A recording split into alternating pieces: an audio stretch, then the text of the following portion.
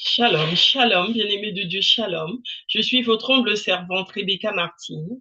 Aujourd'hui, je viens vous parler de Dieu, le juste juge. Alors, le Seigneur m'a mis cela à cœur hier soir pour vous. Le Seigneur me parlait alors que j'étais en train d'échanger avec une sœur, une servante de Dieu. Et l'Éternel m'a mis cela à cœur. Donc, je viens le porter aujourd'hui devant vous. Dieu juste juge. Donc, nous allons prendre le passage biblique d'Ésaïe 56, verset 1, où l'Éternel dit, voici ce que dit l'Éternel.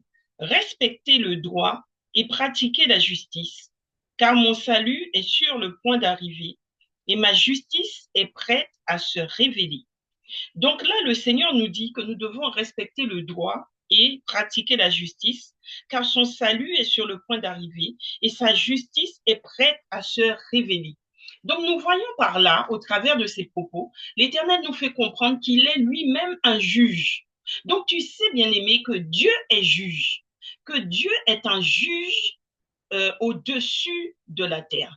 Donc il est le juge des juges de la terre. Il est le juge suprême.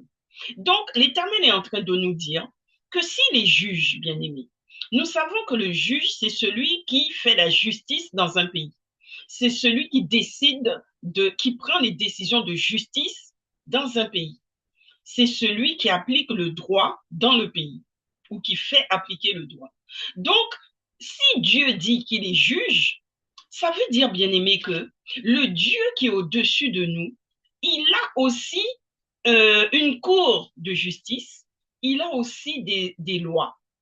Et nous savons que la terre fonctionne, le fonctionnement de la terre, c'est l'image de l'ombre à venir, de savoir que c'est comme si la terre, c'était la Jérusalem terrestre, et la Jérusalem céleste, c'est le monde spirituel, à savoir comment fonctionne le ciel, le fonctionnement du monde à venir. Et donc, de ce fait, Dieu est juge. Et la parole ne nous dit-elle pas aussi que Christ est notre avocat auprès du Père? Lorsque Christ s'est donné pour nous à la croix, il a dit que maintenant qu'il est monté, il a dit qu'il est assis à la droite du Père comme avocat auprès du Père pour nous défendre. Donc Christ, Jésus-Christ est notre avocat auprès du Père. Donc s'il est avocat, c'est qu'il y a un juge. Et ce juge, c'est le Père, Dieu le Père. Il est le juge et Jésus-Christ est l'avocat. Mais Dieu est un Dieu, un juge juste, tout comme Jésus-Christ est un avocat juste. Ce sont des justes qui marchent dans la vraie justice, la justice spirituelle. Et donc Dieu dit, respecter le droit. Donc, ça veut dire qu'il y a des codes de loi aussi à respecter lorsqu'on marche avec Dieu. Donc, en tant que chrétien bien-aimé, ça veut dire que tu ne peux pas vivre selon ta propre volonté. Tu ne peux pas faire ce qu'il te plaît. Tu dois vivre selon les codes de loi du ciel. Et ces codes de loi, on les trouve où? On les trouve dans la parole de Dieu, c'est-à-dire dans la Bible. C'est la parole de Dieu, c'est la Bible qui statue les lois, les ordonnances, les décrets que nous devons respecter pour marcher avec Dieu. Auquel cas, si nous ne le respectons pas, nous sommes en infraction devant Dieu.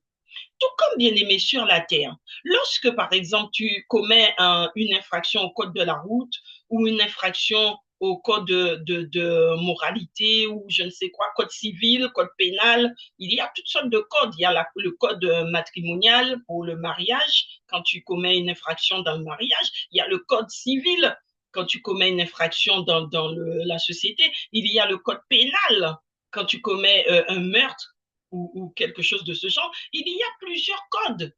Code civil, code pénal, code matrimonial, il y a des codes dans l'immobilier, il y en a dans tous les domaines. Et bien, dans le ciel, c'est pareil, bien aimé. Il y a aussi des codes qui sont traduits dans la parole de Dieu. Et lorsque tu enfreins ces codes, eh bien, tu n'es pas dans la justice de Dieu. Ça veut dire que tu es en infraction. Infraction. Tu es en infraction lorsque tu ne respectes pas ces codes. Or, la parole de Dieu nous dit aussi que le Père qui est le juste juge, il te dit que tu dois marcher dans le respect du droit dans le respect de la justice. Mais il te dit aussi hein, dans Éphésiens 6, qui décrit un peu, à partir du verset 10, 13, qui décrit un peu l'armure du chrétien, il t'explique comment marcher, je vous l'ai dit la dernière fois, comment marcher avec Dieu dans la bonté, dans le respect, dans la justice, dans le droit et dans la force et la puissance de Jésus-Christ. Parce que c'est lui notre avocat auprès du Père. C'est lui qui est intermédiaire entre le Père et nous. Parce que Dieu avait dit qu'il nous avait tous enfermés dans le péché afin que nous puissions tous recevoir la grâce. Et lorsque nous avons reçu la grâce, nous avons donc eu accès au Père. Et en ayant accès au Père, nous devons passer par Jésus-Christ, qui, lui, s'est livré pour nous à la croix, est mort pour nous à la croix, a payé le prix de son sang pour que nous soyons délivrés. Donc, tu es libéré, bien-aimé, tu es libéré de ton infraction, qui était le péché, lorsque tu acceptes Jésus-Christ dans ta vie comme Seigneur et Sauveur, et que tu marches selon ses principes. Il ne suffit pas de dire j'accepte Jésus-Christ, j'ai la foi, je crois en Dieu et je vais à l'église. Je sers Dieu dans l'église, où je suis pasteur, prophète, apôtre, donc je suis dans les voies de Dieu. Non, bien-aimé, ça ne suffit pas. Être dans les voies de Dieu, c'est pratiquer la parole de Dieu. Lorsque tu pratiques, c'est-à-dire tu accueilles cette parole, tu as accepté Jésus-Christ comme ton Seigneur et ton Sauveur, donc tu l'as accepté, mais tu dois aussi pratiquer Jésus-Christ, donc sa parole, parce que Jésus-Christ est dans sa parole. Ce ne sont pas les paroles de tes lèvres, ce ne sont pas tes mots, tes dires qui comptent, bien-aimé. Mais ce qui compte, c'est ce que tu mettras en œuvre en fonction de ce que Jésus-Christ t'a enseigné. Et lorsque tu mets en pratique, parce que Dieu même dit dans sa parole qu'il ne suffit pas de connaître la parole, mais il faut pratiquer la parole. Jésus-Christ n'a-t-il pas dit, quand on est venu lui dire ton père, ta mère, tes frères et sœurs te cherchent, il a dit qui est ma mère, qui est mon père, qui sont mes sœurs et frères? Ce sont ceux qui pratiquent, qui appliquent la parole de mon père. Ce sont ceux qui l'appliquent, ça veut dire qu'ils pratiquent la parole. À ce moment-là, tu peux dire je marche avec Dieu. Je crois que même l'Éternel dit encore, la parole de Dieu nous dit que j'ai pas relevé le passage, mais il y a un passage biblique qui dit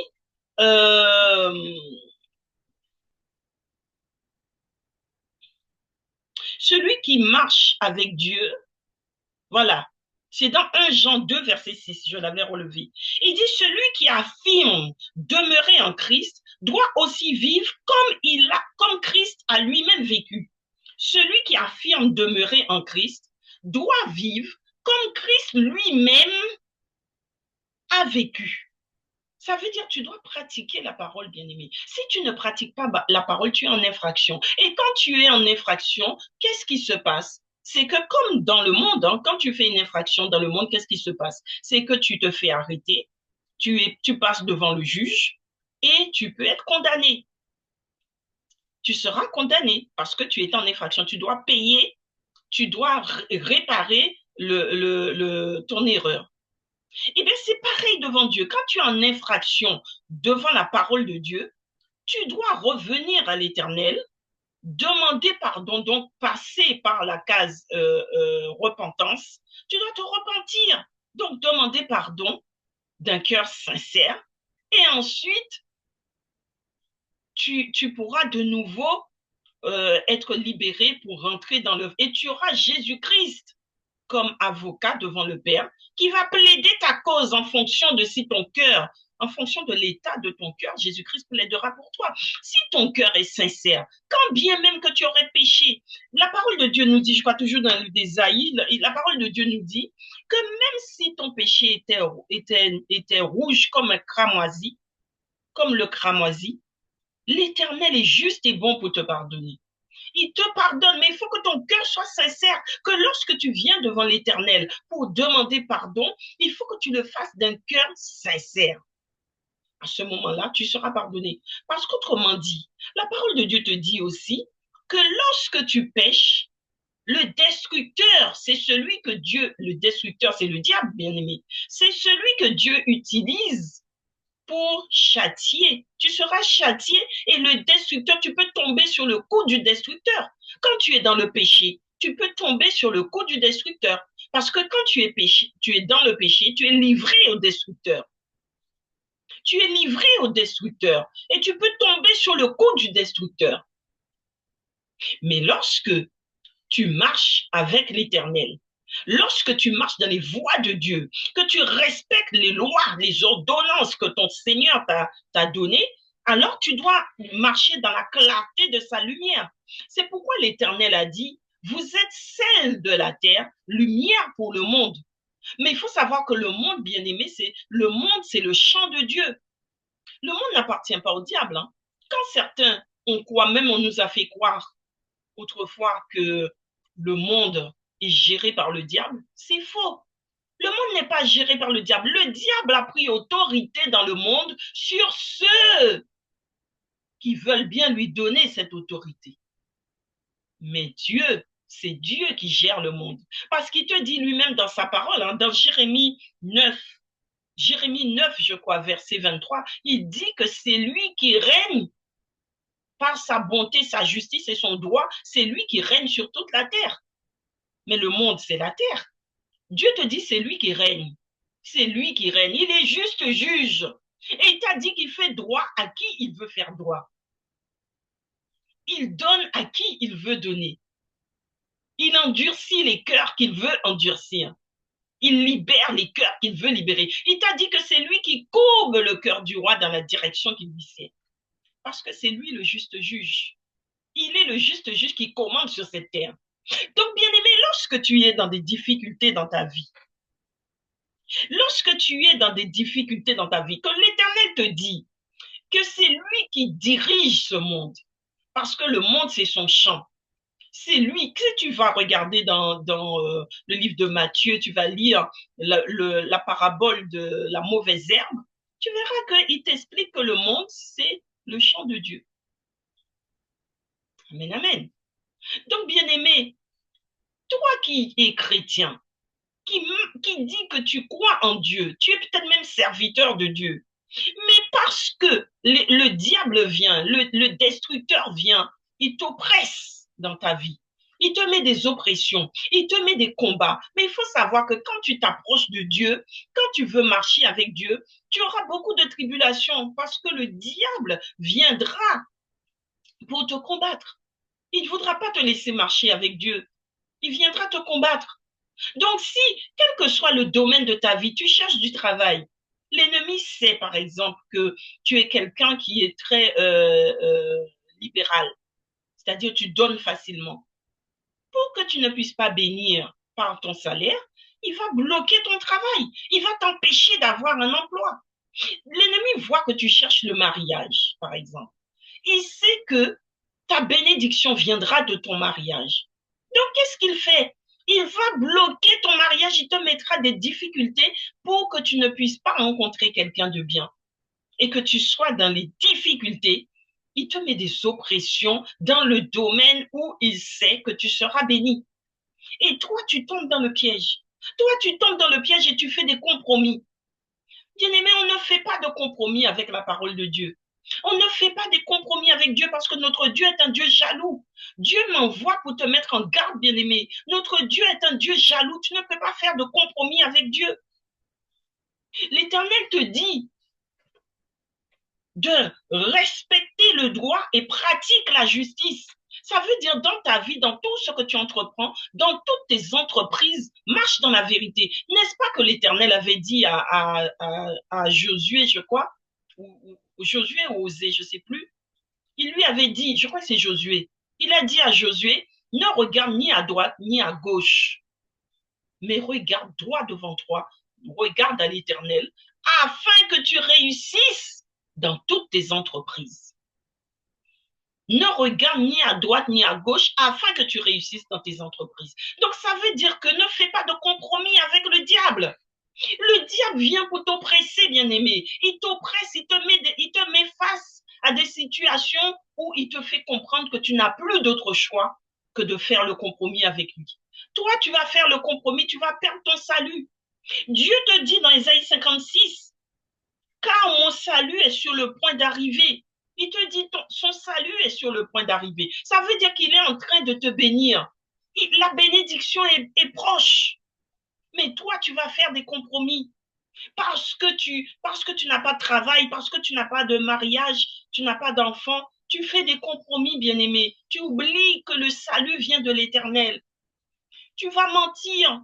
Tu es dans le mensonge. Tu es dans l'hypocrisie. Tu es dans toute forme de mal, de malhonnêteté. Et tu dis, je le fais juste une fois, ensuite je me mettrai dans le doigt. Mais qui te dit que ce soir, Dieu ne va pas te demander ton souffle de vie? Si l'Éternel venait ce soir à te demander ton souffle de vie, est-ce que tu t'es déjà demandé, est-ce que tu es dans un état clean pour pouvoir rentrer au ciel? Bien-aimé, pose-toi la question.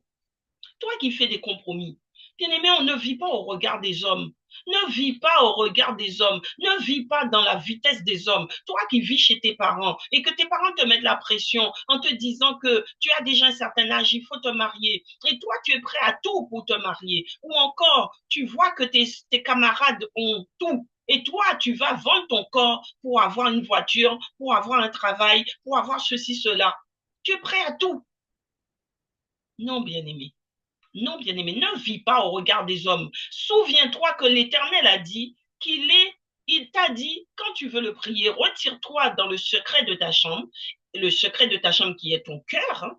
Rentre au plus profond de toi-même, rentre dans ton cœur. Ça peut être ta chambre physique, mais ça peut être aussi ton cœur. Donc, il te dit, rentre dans le secret et que là, tu pourras le prier. Excusez-moi.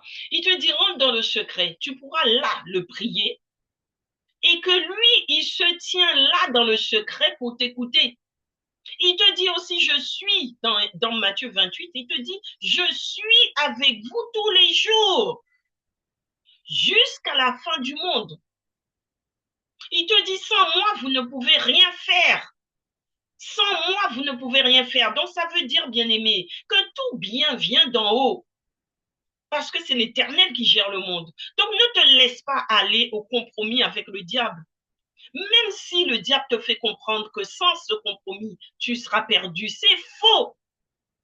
Bien-aimé, il dit encore dans sa parole, Dieu dit dans Ésaïe 55, verset 11, il en va de même pour ma parole. Celle qui sort de ma bouche, elle ne revient pas à moi sans effet, sans avoir fait ce que je désire et rempli la mission que je lui ai confiée. Prends la parole de Dieu, bien-aimé, lorsque tu es dans les oppressions. Prends la parole de Dieu et prie avec la parole, puisqu'il te dit que sa parole, lorsqu'il envoie sa parole ne revient pas à lui sans effet. Donc, prends la parole, les promesses, toutes les promesses. La Bible est remplie de promesses. Toutes les promesses que l'Éternel t'a faites en fonction de ta situation. Cherche la promesse qui correspond à ta situation. Si tu ne connais pas, bien-aimé, tu m'envoies un message et je t'envoie les passages. Cherche, bien-aimé, je t'en supplie, je t'en conjure. Cherche les passages qui correspondent à ta situation et rappelle à l'Éternel sa parole. Rappelle-lui sa parole afin que tu sois dans la bénédiction. Mais ne fais pas de compromis avec le diable. Ne fais pas de compromis avec le destructeur, parce que le destructeur sera là pour te détruire. Ne fais pas de compromis. Quelle que soit ta situation, quelles que soient les difficultés de ta situation, ne fais pas de compromis. Mais souviens-toi que l'Éternel a dit que lorsque il envoie sa parole ne revient pas sans effet. Ça veut dire qu'il envoie sa parole pour produire la semence.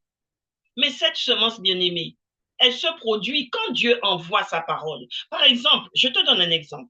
Tu es en prière devant Dieu. Tu dis, Seigneur, tu as dit, respectez le droit et pratique la justice, car mon salut est sur le point d'arriver et ma justice est prête à se révéler. Seigneur, je prie, je marche dans la droiture, je marche dans la justice et je n'ai pas vu arriver à moi cette justice. Voici l'injustice que je vis dans ma vie. Voici ma situation. Qu'est-ce que tu fais pour moi, Seigneur? Il est ton Père, il est juge. Il enverra sa parole. C'est une parole, c'est lui qui a dit. Donc, cette parole que tu lui rappelles, tu lui révèles, parce que souviens-toi, il a dit encore dans sa parole, dans le livre d'Ésaïe, toujours dans Ésaïe 1, verset 16, l'Éternel dit, lavez-vous, purifiez-vous, apprenez à faire le bien et venez et plaidons. Il te dit, Dans Ésaïe 43, verset 26, réveille mes souvenirs, plaidons ensemble, parle-moi toi-même pour te défendre. L'Éternel te dit, bien-aimé, réveille mes souvenirs. Quand tu pries avec la parole de Dieu, tu es en train de réveiller le souvenir de Dieu. Dieu te dit, réveille mes souvenirs, plaidons ensemble, parle toi-même pour te défendre. Ça veut dire plaide ta cause devant moi. Mais il te dit, faisons-le ensemble. Faisons-le ensemble. Comment tu plaides ensemble avec Dieu? C'est en prenant la parole de Dieu. Parce que c'est lui qui a parlé. C'est Dieu qui a parlé dans sa parole. Donc il te dit, quand tu prends sa parole pour venir devant lui, pour lui rappeler le souvenir de ses paroles, tu es en train de plaider avec lui. Et il te dit, parle toi-même pour te défendre. Ça veut dire, emmène ta situation devant moi. Avec ma parole, emmène ta situation devant moi. Mais bien aimé, il te dit encore, dans Isaïe 1, il te dit, lavez-vous. J'ai raccourci, je n'ai pas tout écrit, je te laisserai lire Isaïe 1, verset 16 à 20. Je résume, il te dit, lavez-vous, purifiez-vous, apprenez à faire le bien. Ensuite, venez et plaidons. Ça veut dire, oui, l'Éternel te dit de plaider. Oui, l'Éternel te dit de prendre sa parole. Mais lorsque tu te présentes devant l'Éternel, qui est juge, tu dois t'assurer que tu n'es pas en infraction de sa parole. C'est pourquoi il te dit, lavez-vous, purifiez-vous. Lave-toi, purifie-toi. Apprends à faire le bien. Ça veut dire, marche déjà dans la justice et le droit. Et ensuite, tu viens plaider. Parce que, bien aimé, je vais te donner un exemple encore. Dans ce monde, est-ce que lorsque, par exemple, tu fais un péché, par exemple, tu conduis, on va prendre la conduite, tu brûles un feu rouge, tu te fais prendre, on te met une contravention et il y a la photo qui prouve que tu as brûlé le feu rouge. Est-ce que tu peux te permettre d'aller devant le juge pour dire que on m'a mis une contravention et je conteste cette contravention alors que on te montre la preuve que tu as enfreint la loi. Tu as brûlé le feu rouge. Bien-aimé, tu n'auras pas gain de cause. Le juge ne t'écoutera pas. Il te dira, il te fera sortir de devant lui parce qu'il te dira, il y a la preuve que vous avez réellement brûlé le feu rouge, donc vous êtes en infraction. Je ne peux pas vous défendre. Tu prendras un avocat avec cette preuve, aucun avocat n'acceptera, malgré que beaucoup sont des avocats iniques, mais ils n'accepteront pas de te défendre parce qu'ils te diront, mais il y a la preuve que tu as péché, que tu as enfreint la loi. Donc c'est pareil devant Dieu, bien-aimé. Lorsque tu vas devant Dieu avec la parole de Dieu pour défendre ta situation, lorsque tu vas plaider ta cause, bien-aimé, quand tu vas plaider ta cause pour réclamer quelque chose devant Dieu, quelle que soit la chose, tu dois t'assurer d'abord que tu marches dans la justice de Dieu, dans la droiture, que tu pratiques la justice, que tu respectes le droit. Si tu ne respectes pas le droit et que tu ne pratiques pas la justice, comment est-ce que tu peux te présenter devant Dieu, le juge, le juste juge, pour défendre ta situation? Ça ne peut pas marcher, bien-aimé. Tu ne dois pas être en infraction. On ne se présente pas devant un juge quand on est en infraction. Quand on va devant un juge en infraction, c'est parce que c'est le juge qui t'a convoqué.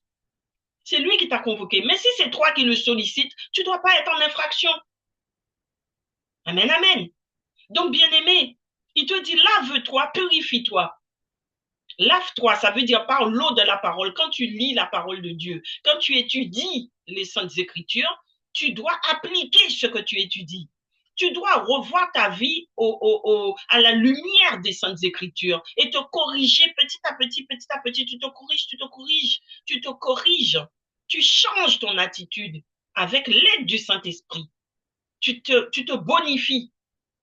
Et c'est alors que tu seras lavé, que tu seras purifié. Tu changes tes mauvaises habitudes. Le Saint-Esprit t'a dit qu'il est là pour te révéler les choses. Le Saint-Esprit révèle. Il te dit dans Jérémie 33, verset 3, invoque-moi et je te répondrai. Je t'annoncerai des choses cachées que tu ne connais pas. Invoque le Saint-Esprit et demande-lui de te révéler tout ce qui ne va pas chez toi, tout ce qui n'est pas bon en toi. Quand tu veux te présenter devant l'Éternel avec un problème, demande à l'Éternel, au Saint-Esprit, de te révéler déjà ce qui est caché en toi, que tu dois laver, purifier, nettoyer avant d'aller devant le juge, le juste juge. et le juste avocat. Avant d'y aller, bien-aimé, lave-toi, purifie-toi. Ensuite, tu te présentes devant l'Éternel. Tu auras gain de cause. Tu auras gain de cause.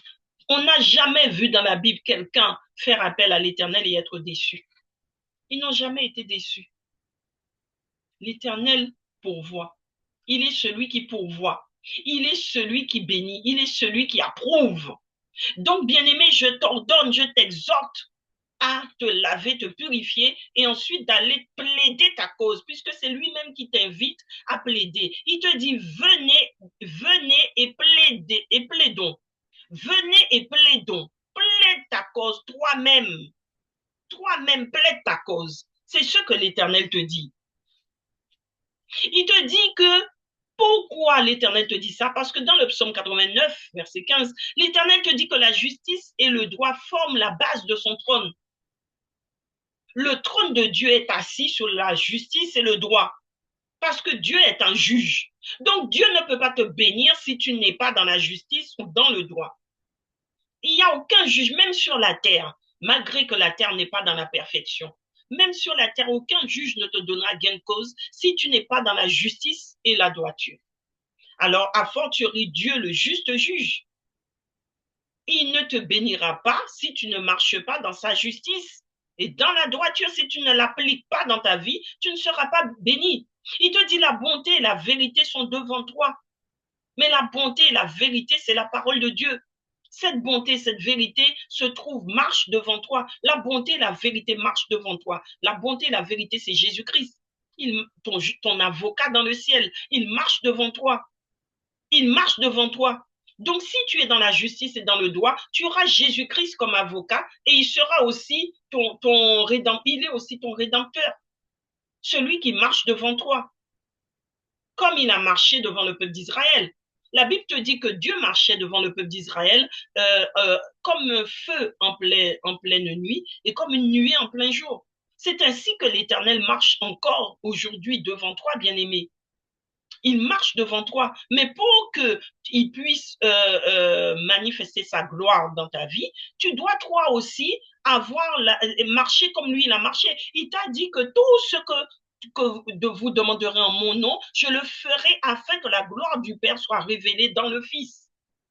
Mais pour que Dieu te révèle les choses, je vais t'expliquer encore autre chose, bien-aimé.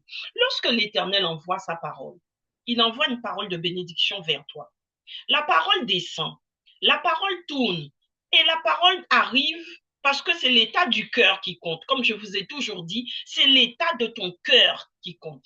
Quand la parole arrive, si la parole trouve un cœur fermé, un cœur, la Bible compare le cœur à la terre. Si la parole est comparée à l'eau de pluie, et le cœur comparé à la terre. Si l'eau arrive et trouve une terre aride, sec, sèche, une terre pierreuse, l'eau ne peut pas pénétrer. L'eau ne peut pas pénétrer. Donc l'eau va tourner, tourner, tourner, va glisser, mais ne pénétrera pas la terre. Mais quand l'eau descend et trouve une terre fertile, bien retournée, automatiquement l'eau va rentrer et l'eau va ensemencer cette terre. C'est ainsi que la parole de Dieu, quand Dieu envoie sa parole dans ta vie, si tu es disposé pour recevoir cette parole, la parole va rentrer en toi, va prendre racine en toi et va ensemencer en toi pour porter du fruit. C'est alors que tu verras la gloire de Dieu dans ta vie. Tu auras le résultat de ce que tu demandes, de ce que tu attends. Si c'est le mariage, tu auras le mariage. Si c'est l'enfantement, tu l'auras. Si c'est le travail, tu l'auras. Si c'est les papiers d'identité, tu les auras. C'est ça, bien-aimé. Si c'est les finances, tu l'auras. Mais il faut que la parole trouve une terre fertile, retournée, remuée. D'accord? La Bible dit que la nature a horreur du vide. Si ta terre, tu la nettoies, tu la retournes, mais que tu ne veilles pas, parce que Dieu a dit, je vais m'écarter un petit peu. Lorsque Dieu a créé Adam et Ève, Dieu a dit à Adam de veiller sur le jardin. Faut pas oublier, bien-aimé, que Adam, c'est le premier serviteur de Dieu. Le premier serviteur, c'est Adam sur la terre. Et Dieu l'a mis dans le jardin qui est le champ de Dieu, c'est-à-dire le monde. Et il lui a dit, ou encore le cœur, il lui a dit de veiller sur ce jardin. Veille sur ton cœur, veille sur le monde. Parce que le monde, à cette époque-là, c'était le jardin où il y avait tous les animaux et il y avait comme être humain que Adam et Ève. Dieu lui a dit, tu veilleras sur le jardin. Mais lui, il n'a pas su veiller sur le jardin. On ne va pas rentrer dans les détails. Il n'a pas su veiller sur ce jardin. Il a échoué. C'est pourquoi on dit que Adam, c'est le premier Jésus. C'était le premier serviteur de Dieu. Il a échoué. Jésus, le deuxième serviteur qui est venu par la suite, qui est mort pour nous à la croix, il a veillé sur le jardin. Et il a dit au Père, je n'ai perdu aucun de ceux dont tu m'as confié, si ce n'est celui qui devait aller à sa perte, à sa perdition, c'est-à-dire Judas. Il parlait des 12 à cette époque. Mais même nous autres, il ne nous a pas perdus. Dieu sait que tous ceux qu'il a mis dans les mains de Jésus-Christ ne sont pas perdus. Parce qu'il dit lui-même dans sa parole que lorsqu'il ouvre une porte, nul ne peut fermer. Et lorsqu'il ferme une porte, nul ne peut ouvrir. Donc lorsque tu es dans les mains de Jésus-Christ, dans les mains de Dieu, nul ne peut t'arracher des mains de Dieu. Parce que Jésus-Christ a réussi. Adam avait échoué, mais Jésus-Christ a réussi. Amen, amen. Donc, ça veut dire, si je fais état de ça, bien-aimé, je veux te faire comprendre aussi, en faisant une parenthèse, en sortant de mon sujet, je veux faire une parenthèse pour te dire aussi, et ça, je vais porter ça une autre fois en émission, c'est que Adam, qui a échoué dans le jardin, c'était un serviteur. Tout cela pour te dire que tu peux être pasteur, tu peux être prophète, apôtre, apporter tous les titres que tu veux, mais tu peux être un serviteur qui échoue parce que tu ne veilles pas correctement sur le jardin. Mais Jésus-Christ, qui était le bon serviteur, le serviteur juste, c'est celui qui a réussi. Amen, amen. Que celui qui a des oreilles entende. Donc, je reviens sur mon sujet, bien-aimé. Je reviens sur mon sujet pour te dire que si tu veux réussir dans ta vie, dans tes entreprises, tu veux réussir dans ton ministère, dans ta marche avec Dieu, veille sur la porte de ton cœur. Veille sur ta marche. Marche selon le droit et selon la justice. La parole de Dieu dit que il dit que du cœur, c'est du cœur que vienne l'abondance de la vie. Veille sur ton cœur plus que tout au monde, car de lui vient l'abondance de la vie. C'est dans ton cœur que Dieu verse l'eau vive. Et cette eau vive, c'est Jésus-Christ. Mais pour que Jésus-Christ soit en toi et que vous ne formiez qu'un, Jésus et toi, que vous ne formez qu'un, tu dois être dans la justice et le droit. Ça veut dire que tu dois marcher dans la vérité. Tout ce que tu fais doit être fait dans la vérité. Bien-aimé, je vais encore te parler. L'Éternel, je vais t'expliquer un peu comment le destructeur, le diable, il vient pour t'oppresser et comment il te sort du plan de Dieu. Je t'ai expliqué tout à l'heure Adam et Ève Adam qui a raté sa mission et Jésus-Christ qui a réussi. Je vais t'expliquer encore autre chose, bien-aimé. Lorsque le Seigneur t'envoie sur la terre, il faut savoir que nous sommes tous des soldats. Nous sommes tous soldats du Christ. Et Dieu nous envoie sur la terre pour que nous puissions servir, combattre, pour gagner des âmes pour Christ. C'est ça ta première mission sur la terre. Que tu sois dans le ministère ou hors ministère, le but de toute personne qui arrive sur la terre, quand Dieu t'envoie sur la terre, c'est pour combattre. Donc, nous sommes tous des soldats de Christ et nous arrivons pour combattre. Maintenant, qu'est-ce qui se passe? C'est que comme tu es arrivé en tant que pécheur, nous arrivons tous pécheurs, puisque Dieu a dit qu'il nous a tous enfermés dans le péché afin que nous ayons tous accès à la grâce. Donc, ça veut dire tous arrivent en tant que pécheurs, puisqu'ils sont descendants d'Adam et Ève. Mais quand tu arrives sur la terre, c'est lorsque tu as fait le choix de suivre Christ que tu deviens enfant de Dieu, que tu deviens serviteur de Dieu, que tu fais le choix. Tu as un choix à faire. Quand tu commences à suivre Christ, c'est là que le choix est fait et que tu deviens enfant de Dieu. Mais avant, tu es là, mais tu es dans le péché. Donc, qu'est-ce que le diable fait? Il faut savoir que le diable, parmi tous ceux qui arrivent là, le diable en choisit quelques-uns, il corrompt leur cœur, il les convainc du péché, il les empêche d'aller dans les voies de Dieu. Donc, il faut savoir que Dieu, Dieu nous a dit dans Jérémie 29, verset 11, Dieu nous a dit, je connais les projets que j'ai formés sur ta vie, ce sont des projets de paix et non de malheur. Mais il faut savoir que si Dieu a formé un projet sur ta vie, il t'a envoyé avec ce projet, il a formé un dessin sur ta vie, il t'a envoyé avec ce dessin-là, il faut savoir que le diable aussi a un projet pour toi. Le diable, puisqu'il copie Dieu, il a aussi un projet sur ta vie, il a aussi un projet pour toi. Donc, qu'est-ce que le diable va faire? Le diable, lui aussi, il va venir et puis il va chercher à te détourner du dessein de Dieu. Et qu'est-ce qu'il va faire? Il va te mettre des difficultés. Par exemple, si on revient sur le mariage, parce qu'en ce moment, le Seigneur m'a beaucoup donné des enseignements sur le mariage. Donc, si on revient, par exemple, sur le mariage, qu'est-ce que le diable va faire? Le diable commence par te mettre dans un faux mariage. Il t'envoie une femme. Si tu es un homme, puisque c'est l'homme qui épouse la femme, il t'envoie une femme qui est très, très, très belle, d'une grande beauté. Mais intérieurement, elle est très, très laide. Mais son intérieur est caché. Elle camoufle. Donc, toi, tu rentres dans ce mariage et c'est quand tu es déjà marié que tu découvres sa laideur intérieure. Tu découvres que tu es tombé dans un piège. Tu dégustes. Mais là, il est trop tard. Donc, tu te rends compte que tu t'es fait avoir. Et là, tu souffres, tu souffres. Peu importe que tu restes 5 ans, 1 an, 2 ans, 5 ans, 10 ans, 15 ans, 20 ans dans ce mariage, tu seras dans la douleur. Et donc, quand tu sors, si Dieu te fait grâce de sortir de ce mariage et que Dieu te permet de rentrer dans un autre mariage, mais toi, tu es marqué par ce que tu as vécu. Donc, tu as tellement souffert, tu es marqué par ça. Et si Dieu ne te fait pas la grâce de te restaurer, bien-aimé, tu seras marqué à vie. Et tu ne pourras plus rentrer dans le véritable mariage. Quand la vraie épouse arrivera vers toi, tu ne vas pas la choisir, tu ne pourras pas la choisir parce que tu es encore dans tes blessures. Et que le diable continue à te parler pour te dire, souviens-toi hein, comment tu as souffert. Donc, ne fréquente plus de femmes. Donc, qu'est-ce que tu vas faire? Tu vas papillonner avec des femmes. Tu vas accoucher par-ci, par-là, par-là, par-là. Et tu vas fréquenter beaucoup de femmes. Tu vas souiller le temple de Dieu que tu es. Donc, tout cela t'éloigne de ton ministère. Tout ça parce que, eu égard de ta douleur, tu n'arrives plus à rentrer dans le vrai mariage.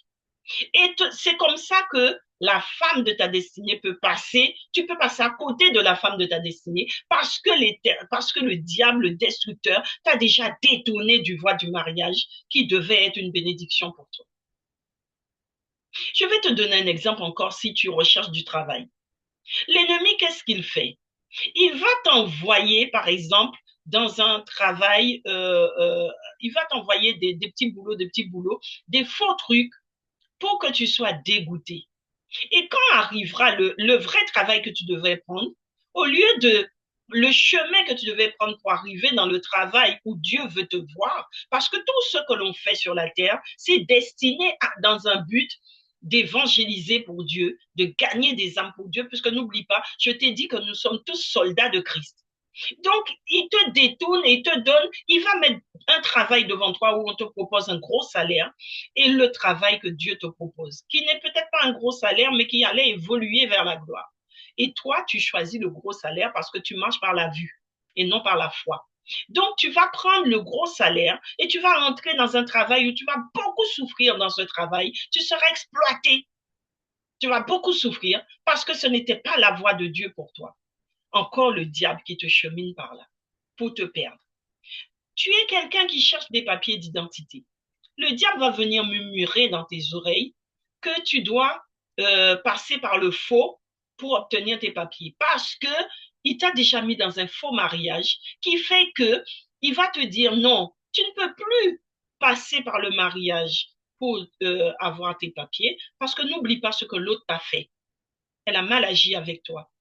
Donc, celle-là te fera la même chose. Toutes celles que tu fréquenteras te feront la même chose. Donc, ne va plus par là. Ne choisis plus. Alors que peut-être que c'est le mariage que Dieu avait décidé, avait destiné pour toi, pour que tu sois béni. Peut-être c'est par le mariage que tu dois avoir tes papiers, mais le diable qui t'a déjà convaincu de ne pas aller par là, parce qu'il t'a mis dans un faux mariage, t'a mis la souffrance pour que tu n'ailles pas dans cette direction-là. Donc, tu marches dans les voies du diable. C'est ce qu'on appelle, bien aimé, le compromis. C'est ce qu'on appelle le compromis. Tu vas dans les voies du diable. Je vais te donner encore un autre exemple. Tu as des problèmes financiers. Tu as besoin d'argent. Le diable, qu'est-ce qu'il fait aujourd'hui avec toutes ces histoires de réseaux sociaux? Il t'envoie des gens sur les réseaux sociaux pour te détourner des voies de Dieu, pour te faire croire que tu peux gagner de l'argent facilement et gratuitement. Toi, tu tombes dans le piège et voilà que tu peux te faire avoir, soit tomber dans le piège et être accusé à la place d'un malfaiteur, soit il t'emmène dans des choses malsaines pour gagner de l'argent. Alors tout cela pour l'argent, tu vends ton âme pour l'argent. Et voilà comment tu te perds et que tu rentres dans des choses malsaines. Tout cela, bien aimé, ça s'appelle des compromis. Tu fais un compromis avec le diable pour avoir ce que tu désires. Alors que l'Éternel te dit, cherche-moi d'abord et je te donnerai tout le reste en surcroît. Ça veut dire, cherche l'Éternel, cherche la voix de Dieu et cherche le dessein de Dieu sur ta vie, bien-aimé. Je ne cesserai de vous le dire, cherche le diable t'oppresse, bien-aimé. Le diable t'oppresse pour t'empêcher d'aller dans le dessein de Dieu. Parce que comme Dieu a un dessein sur ta vie, lui aussi, il a un dessein sur ta vie. Il veut t'empêcher de rentrer dans le royaume céleste. Son but, c'est que tu perds ton salut. Est-ce que les choses de la terre sont plus importantes que Dieu? Dieu te dit de le chercher lui d'abord. Ensuite, il te donnera les choses de la terre. Mais toi, tu veux l'inverse. Tu veux d'abord les choses de la terre pour pouvoir aller vers Dieu. Tu dis, quand je serai mieux, j'irai vers Dieu. Quand je me sentirai mieux, je ferai. Mais bien aimé, Dieu te dit, cherche-moi d'abord. Dieu est un Dieu de justice. N'oublie pas qu'il est juge. Et que si tu passes en jugement devant lui, il peut très bien te dire, eh bien, puisque tu me résistes, moi aussi je te résisterai. Je te tiendrai tête. Tu n'auras pas. Et je verrai jusqu'où tu iras. Non, bien-aimé, ne résiste pas à Dieu. Qui peut combattre Dieu? Nul ne peut combattre Dieu. Ne combat pas Dieu, bien-aimé. Il te dit de revenir d'abord à lui et te donnera le reste en surcroît. Il te dit, fais de l'éternel. Le psaume 37 te dit, fais de l'éternel tes délices et il te donnera tout ce que ton cœur désire. Recommande ton sort à l'éternel. Mets ta confiance en lui et il agira. Il fera paraître ta justice comme la lumière et ton droit comme le soleil en plein midi. Donc il te dit, fais de lui tes délices. Aime l'éternel, viens à l'éternel, sers l'éternel en toute ton âme et conscience. Et tu verras qu'il te donnera le mariage, il te donnera les papiers, il te donnera les enfants, il te donnera l'argent dont tu as besoin. Il te donnera l'amour, il te donnera la paix, il te donnera tout ce que tu recherches, bien-aimé. Mais il te dit, avant de te donner tout ça, reviens à lui.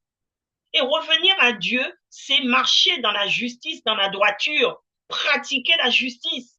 Ça veut dire toutes ces choses que tu essayes d'obtenir par tes propres moyens.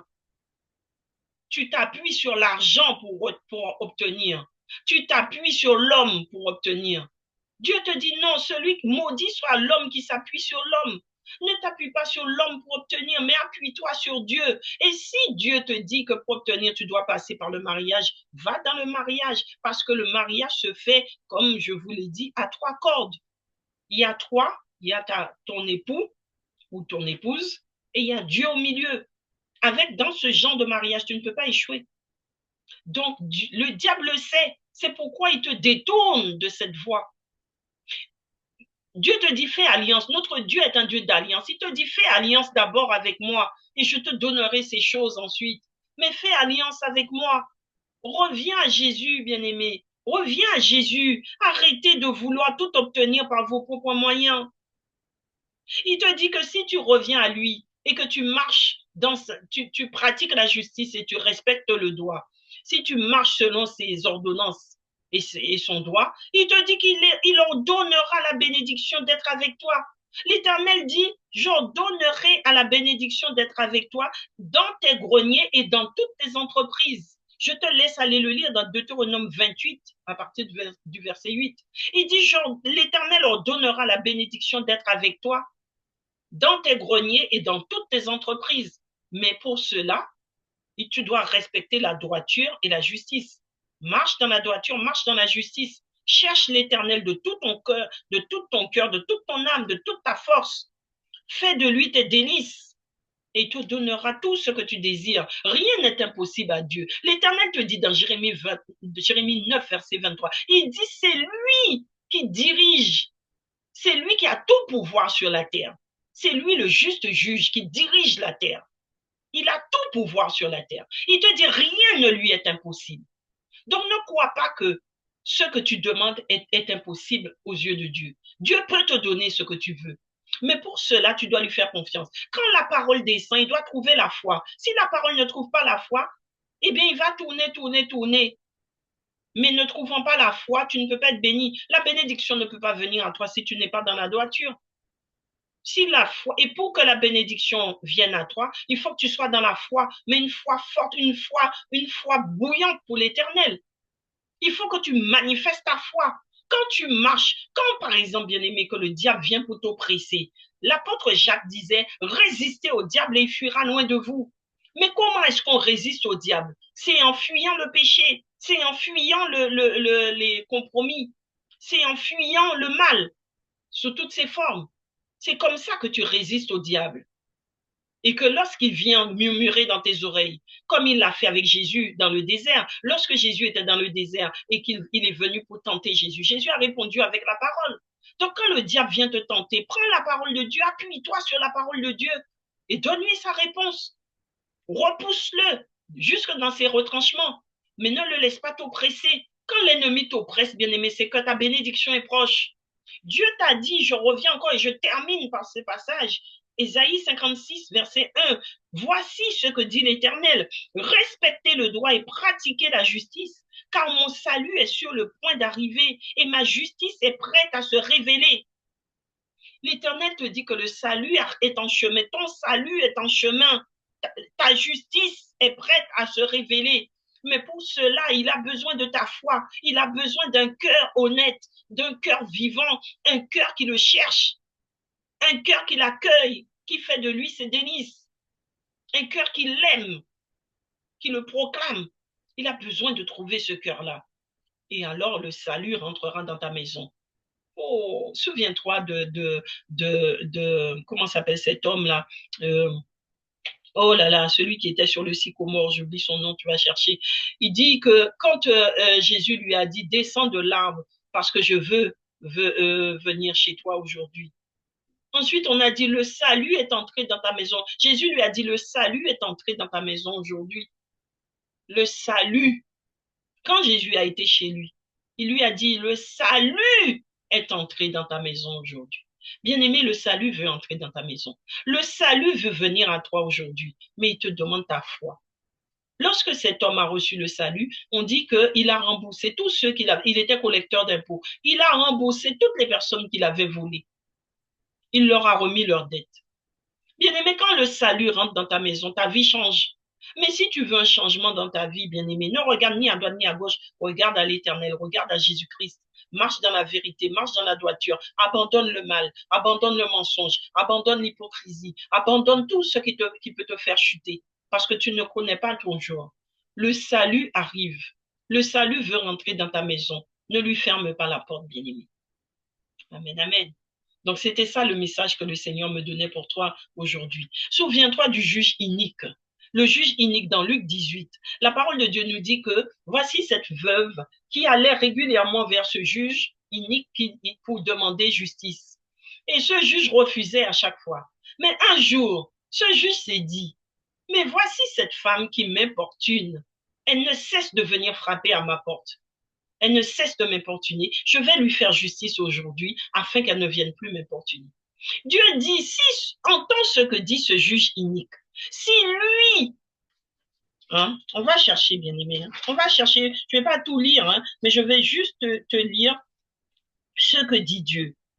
Dieu dit que voici ce juge inique. Entends les propos de ce juge inique.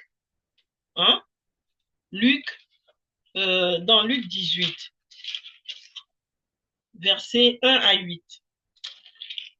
Luc 18, versets 1 à 8. Donc, Dieu dit dans sa parole, et Dieu dit, le Seigneur ajouta, écoutez ce que dit le juge injuste, inique.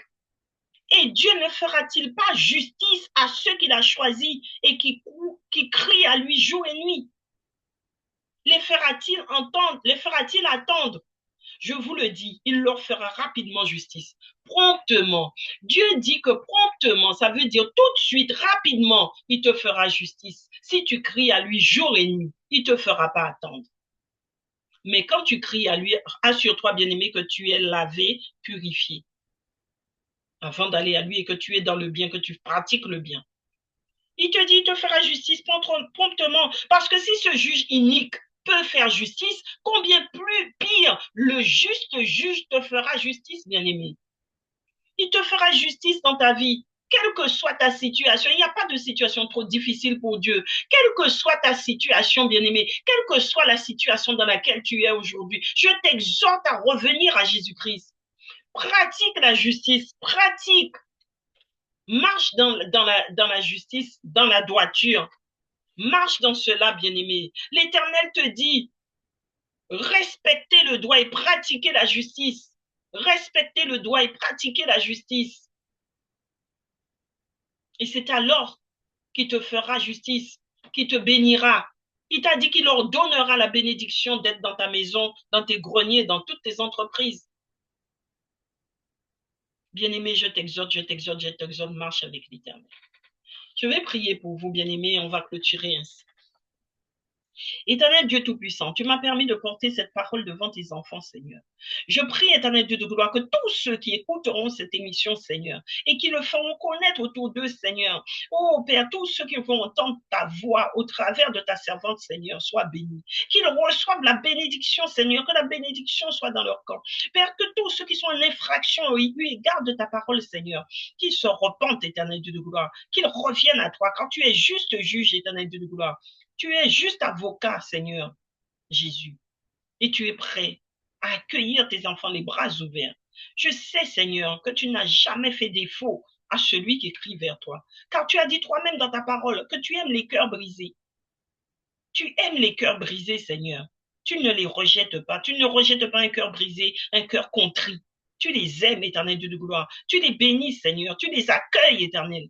Bénis tes enfants, Seigneur. Accueille-les, Éternel Dieu de gloire. Tous ceux qui te cherchent. Tous ceux, Éternel Dieu de gloire, qui sont perdus dans leurs difficultés. Qui ont la tête dans le guidon, Seigneur. Et qui oublient de regarder à toi. Alors que tu nous as dit, Seigneur, de ne regarder ni à droite ni à gauche, mais de regarder à toi seulement. De marcher dans la justice et dans le droit. C'est alors que nous verrons ta gloire. Parce que lorsque Adam a péché, a perdu, Éternel Dieu de gloire, lorsqu'il n'a pas su veiller sur le jardin, il a perdu ta gloire, papa. C'est alors qu'il s'est vu nu. Parce qu'il n'avait plus ta gloire. Il n'était plus habillé. Mais lorsque, Éternel,